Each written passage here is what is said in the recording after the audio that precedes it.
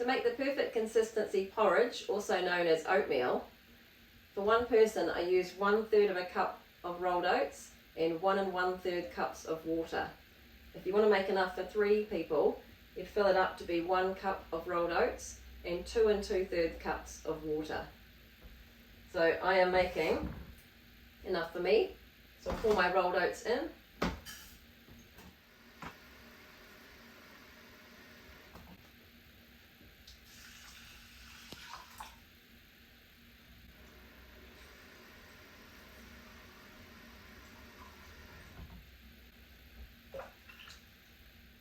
You can also add salt if you want, but I don't add salt to mine. Now I'm going to stir my porridge a little bit. And then I'm going to put it on the stove and bring it to the boil. My porridge is boiling now, so I'm just going to give it a stir and then turn the heat down. The rolled oats that I'm using here are called quick oats, and they're cut smaller than regular oats so that they cook faster. So if you're using quick oats, you can turn it straight from the high temperature down to off and just leave it to cool down.